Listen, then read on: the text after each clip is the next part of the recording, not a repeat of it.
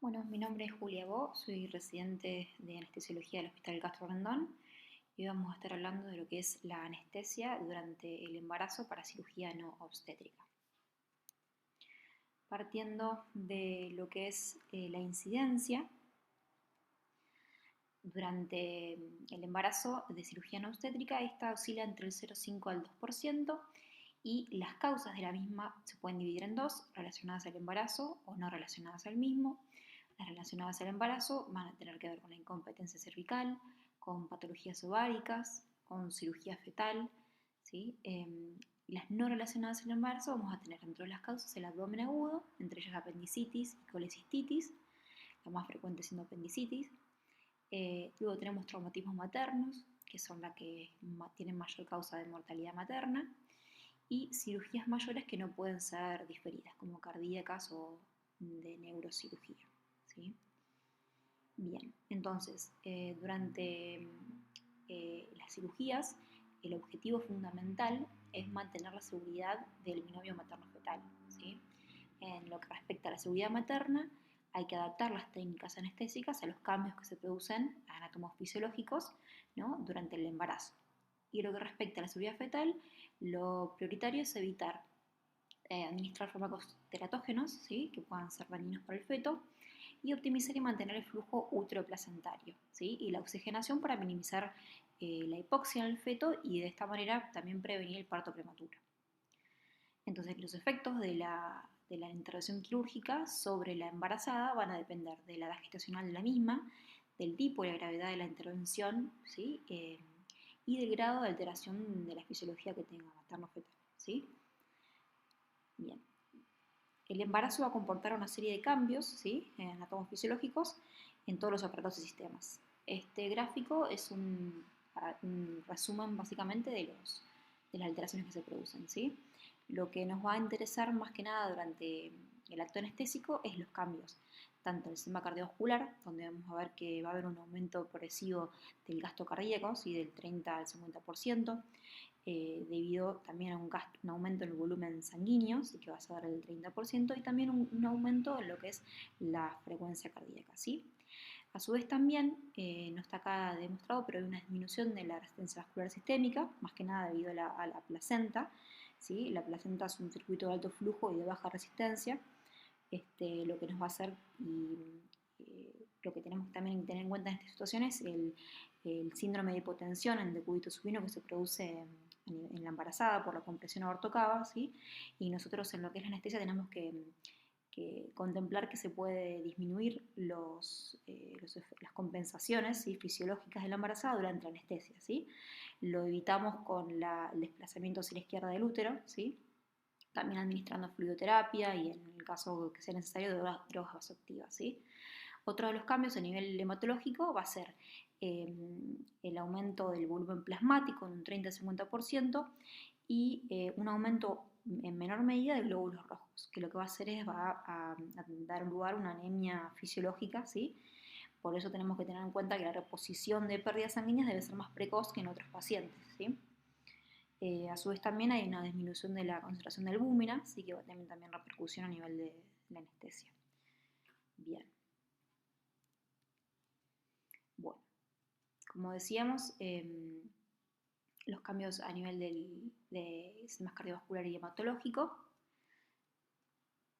Bien, el aumento progresivo del gasto cardíaco, la disminución de la resistencia vascular sistémica como hablábamos, el aumento del volumen plasmático, y también hay que tener en cuenta que en la mujer hay un estado de hipercoagulabilidad y éstasis venoso, que más que nada se produce para evitar fenómenos hemorrágicos durante la formación del feto y también durante el parto.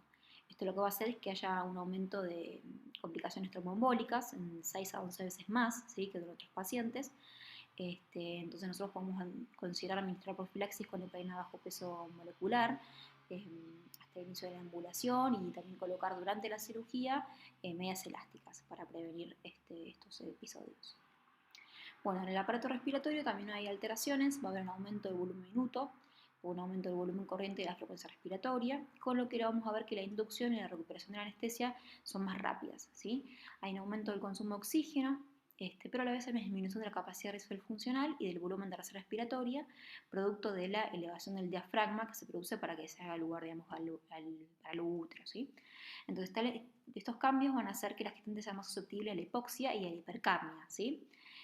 Por eso es muy importante hacer una buena preoxigenación.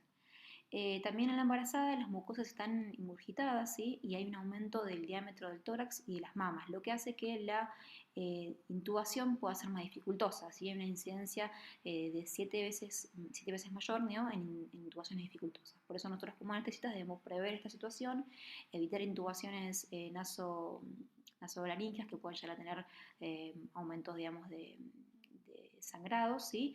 Y a su vez también tener previsto el material de intubación dificultosa. Cambios a nivel neurológicos, ¿sí? Que se van a producir, aumento de progesterona y endorfinas, que va a hacer que la sensibilidad de los anestésicos halogenados sea mayor. Va a haber una disminución de la CAM en un 25-50% a partir de la semana 8, ¿sí? Y un aumento de la sensibilidad de los nervios periféricos a los bloqueos con anestésicos locales, ¿sí? Esto va a hacer que en general requeramos menores dosis de anestésicos generales y anestésicos locales. A nivel renal y hepático, va a haber un aumento de las demandas metabólicas en estos órganos, ¿sí? La captación, la distribución, el metabolismo y la excreción más de los anestésicos van a estar alterados, ¿sí? Por un aumento del gasto cardíaco y la alteración de las proteínas plasmáticas que van a estar disminuidas en la embarazada. También hay un aumento del filtrado glomerular, ¿sí? Con alteraciones de la función hepática y de aumento del volumen minuto, ¿sí? Esto, sin embargo, no altera la duración del efecto de la solución intrínea, ¿sí? Debido a que, aunque hay una actividad reducida de la colinestresa plasmática, hay, por otro lado, un aumento de volumen de distribución, ¿sí? Por lo tanto, no altera la duración del efecto. Bien, con lo que respecta a la seguridad del feto, debemos tener en cuenta lo que es la teratogenicidad, ¿sí? Que es la capacidad potencial para producir una malformación o un defecto tóxico en la etapa embriofetal, ¿sí? Que puede ser inducida o durante la gestación y que se detecta el final de la misma al nacer o posteriormente en la vida, ¿sí? Entonces hay 3 etapas digamos, donde puede actuar los aspectos teratógenos: la fase embrionaria, que es desde el nacimiento hasta los 20 días de gestación, periodo en el que los fármacos van a tener la ley de todo o nada, si lo van a matar o no lo van a afectar, ¿sí? La fase de organogénesis embrionaria o la fase de máximo riesgo, ¿sí? Que comprende desde la 3ª a la 8ª semana de gestación, ¿sí? Es el periodo en el que se produce la diferenciación celular y la formación de órganos. Por lo tanto, el efecto teratógeno puede manifestarse desde un aborto espontáneo o un defecto anatómico, metabólico, funcional, ¿sí? Pudiendo ser letal o manifestarse durante toda la vida. Es la fase donde se debe evitar hacer cualquier tipo de tratamiento con fármacos, ¿sí? Si se puede llegar a posponer. Y la fase fetal, que comprende desde la 9ª semana de gestación hasta el nacimiento. Es el periodo en el que crecen las estructuras y se desarrollan las funciones fisiológicas, ¿sí? El efecto teratogeno puede originar alteraciones en el ritmo del crecimiento o interferir en el desarrollo funcional. Bien, la FDA tiene categorías de los fármacos según el efecto que producen en la mujer embarazada, ¿sí? Sabemos que las conocemos todos, pero más o menos vamos a repasarlas. La categoría A es una categoría segura, conocida en embarazadas y en fetos. La categoría B, hay estudios en animales donde no hay evidencia de que haya algún daño, sin embargo no hay estudios en las mujeres embarazadas. Los estados A y B son seguras en teoría. La categoría C, hay estudios en animales donde hay algún efecto adverso, pero bueno, no hay demostrados en mujeres embarazadas. La D, hay estudios donde están demostrados efectos adversos en la embarazada y en el feto, sin embargo, los beneficios serían mejor, digamos, superan a los riesgos potenciales de no tener el tratamiento. Y ya la categoría X hay estudios adecuados en mujeres embarazadas y en animales donde se demuestra que está contraindicado ya debido a las anormalidades que producen, ¿sí? Bien, entonces, vamos a repasar los anestésicos y las categorías en las que estos se encuentran. Anestésicos como un propofol, el tiopental y el etomidato, no hay efectos teratógenos encontrados en humanos, o sea, son clases B y C, son seguros para utilizar. La ketamina es clase B, ¿sí? La neostimina y los alfa-adrenérgicos lo que producen es un aumento en el tono uterino, pudiendo afectar al flujo uteroplacentario y la oxigenación del feto, ¿sí? El óxido nitroso se debe evitar por sus efectos teratógenos y es categoría F. Los anestésicos locales a dosis elevadas pueden afectar la mitosis celular y embriogénesis, ¿sí? En humanos la pilocaína y la propilocaína son clase B, son seguras. Sin embargo, bueno, a dosis elevadas pueden producir alteraciones en la hemoglobina fetal. La bupivacaína, la mepivacaína y la lidocaína son clase C. Los anestésicos inhalatorios a dosis utilizadas en humanos no son teratógenos, son clase C y depende de su concentración, al ser un 0,5 de la CAM tiene un efecto tocolítico, al 1% aumenta el flujo sanguíneo uterino, pero dosis mayores al 1% pueden disminuir el flujo sanguíneo uterino por vasodilatación e hipotensión. Y la cocaína es clase X, es teratógena y no debemos utilizarla por las causas de microcefalia que se producen en los fetos. Bien, otros de los anestésicos y coadyuvantes de uso más frecuentes son el paracetamol, que es una clase B, es el más utilizado durante la gestación. Los antiinflamatorios no esteroideos son clases B durante el primer trimestre. Pueden administrarse menos el ketorolac y los inhibidores selectivos de la COX-2, ¿sí? Que son clase D. Pueden producir un cierre precoz del ductus arterioso e hipertensión pulmonar. La cafeína es clase C, puede ocasionar arritmias, no debemos utilizarla. Los opiáceos son clases B, pueden utilizarse en dolor agudo y crónico sin ningún problema. El tramadol y la codeína son clase C, no debemos utilizarlos en el primer trimestre porque son teratógenos.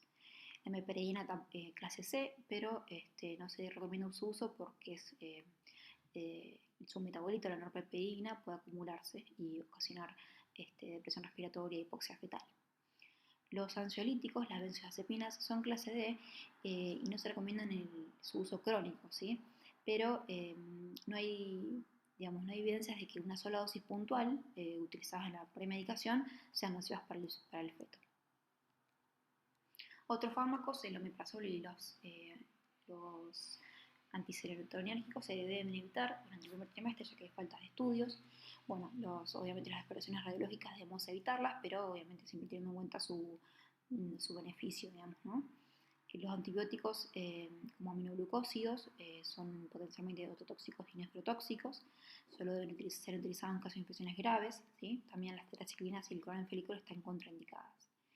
Y lo que respecta a los antihipertensivos, el uso puntual de esmolol y labetalol no tienen efecto sobre el feto, pero el uso prolongado después está relacionado con bloqueos cardíacos y retraso en el crecimiento uterino. También debemos evitar los IECAS por la acción teratógena que poseen. Entonces, en general, lo más teratógeno y lo más dañino para el feto va a ser la hipotensión, la hipoxemia, la hipovolemia y la hiperventilación materna, ¿sí? La recomendación siempre es evitar utilizar fármacos que no sean necesarios y en caso de utilizarlos, usarlos más seguros, ¿sí? En la menor dosis posible y el menor tiempo posible. Estas son las normas que recomienda la Sociedad Española de Ginecología, ¿sí? Que son prescribir solo medicación necesaria, evitar medicamentos de reciente aparición, ya que no tenemos estudios, como decía, utilizar dosis mínimas durante el menor tiempo posible, evitar prescribir más de un medicamento, ¿sí? Revisar la medicación previa a la gestación y bueno, considerar a todas las mujeres en edad de procrear una gestante potencial, ¿sí?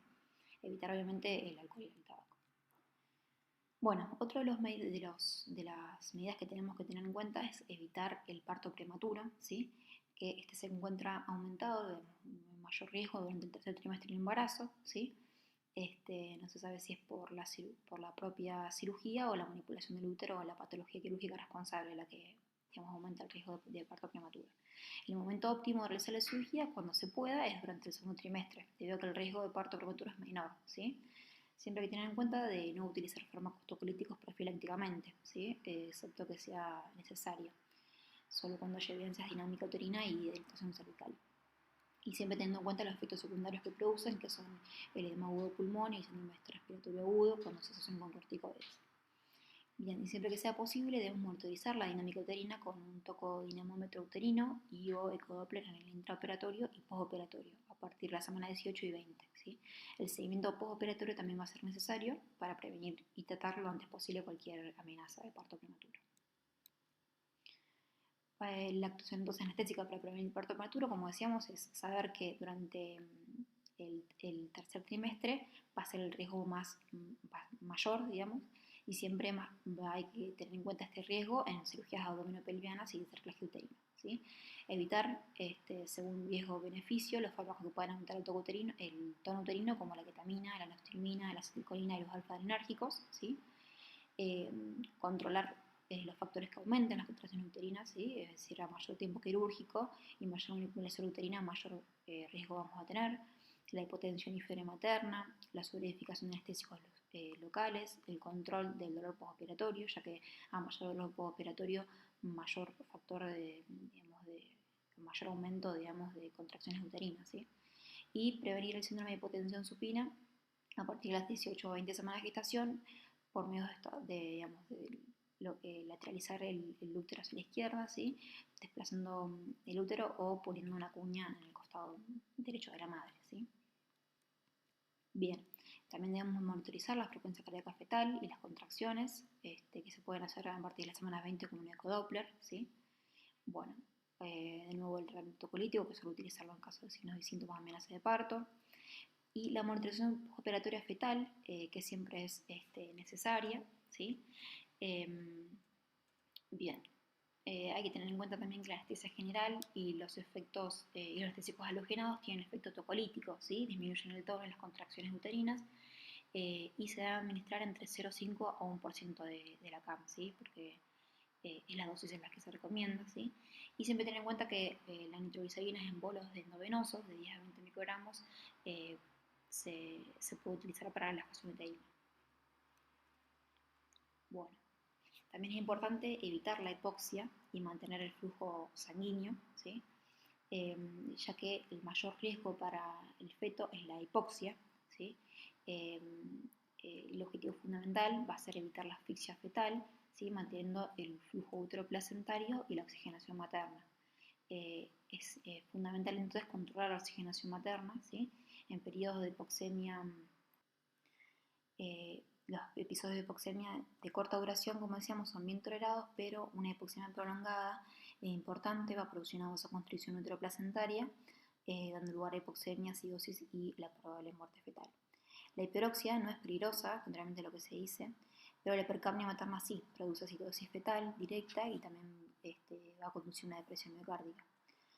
La hipocapnia materna también va a producir una disminución del flujo sanguíneo uterino, dando lugar a la acidosis fetal por la vasoconstricción de los vasos. Entonces, nosotros como anestesistas debemos monitorizar los factores que pueden provocar una disminución en la circulación uteroplacentaria, como ser la hipotensión materna, es decir, una disminución del 20-25% de la TAM, la vasoconstricción arterial uterina, que se puede producir por aumento de las catecolaminas, inducidas por el estrés, es decir, inducidas por el dolor también, o fármacos alfa-adrenérgicos como la fenilefrina. Y también tener en cuenta que las contracciones uterinas, como decíamos, afectan al feto en el sentido que aumentan la presión del miometro y por lo tanto van a reducir el flujo sanguíneo uterino.